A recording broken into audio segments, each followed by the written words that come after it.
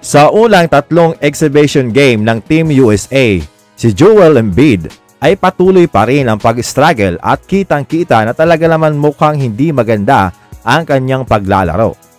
Ayon pa nga sa iba, dapat daw manggaling na sa bench itong si Joel Embiid at palitan ni Anthony Davis. Ayon naman sa ibang fans na pwedeng inaatake pa rin daw itong si Joel Embiid ng kanyang knee injury na naging dahilan kung bakit ito matagal na hindi nakapaglaro last season. Kinumpirma ni Joel Embiid na walang dapat ikabahala ang mga fans dahil okay naman daw ang kanyang tuhod. Masasabi niya daw sa simula na ganon, pero habang ang laro ay nagpapatuloy, nakukuha niya daw ang kanyang groove. At ipagpapatuloy niya lang daw ito, mga amigo. Sigurado daw siya na sa pagdating sa Paris Olympics ay ibang kwento nga daw ito, mga amigo. So meaning, mas magiging maayos na siya doon sa actual competition.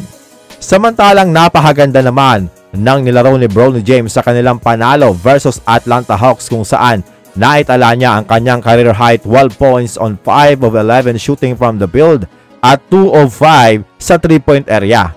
Kaya naman, after the game, ibinahagi niya kung ano ang kanyang naging mentality sa laro. Ayon kay Bronny, kinalimutan niya lahat ng mintis niyang mga tira at nag-focus lamang sa kanyang laro. Si Bronny James at LeBron James ay talagang inaabangan ng mga fans, lalo na sa oras na magkasama itong maglaro sa court.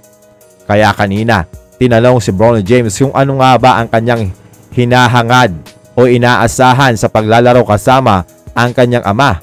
Napaisip pa ng kaunti si Bronny James at sinabi nitong ang kanilang banggaan daw sa practice, yun daw ang kanyang inaasahan. So excited na siguro etong si Bronny James na makaharap ang kanyang ama sa practice na kasalukuyan niya na nasa Team USA.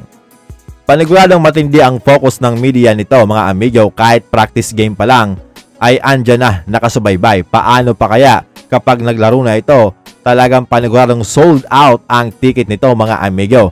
Kaya masasabi natin na win talaga ang Lakers sa pag-draft kay Bronny James. Ang Lakers hanggang sa ngayon ay wala pa rin nakukuhang player sa trade at halos lahat ng kanilang trade target ay napapanood na lamang nila na napupunta nga sa ibang team. Narito ang totoong rason ayon dito kay Jovan Boha.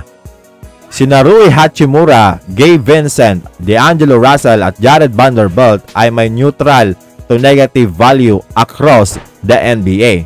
May mga ilang team daw, mga amigo, na nagkaka-interest sa kahit isa sa kanila, pero kokonti lang yung team na nagkaka-interest sa halos lahat sa kanila. Ito daw ang rason, mga amigo, kung bakit hanggang sa ngayon ay wala pa ring moves na nagagawa ang Lakers.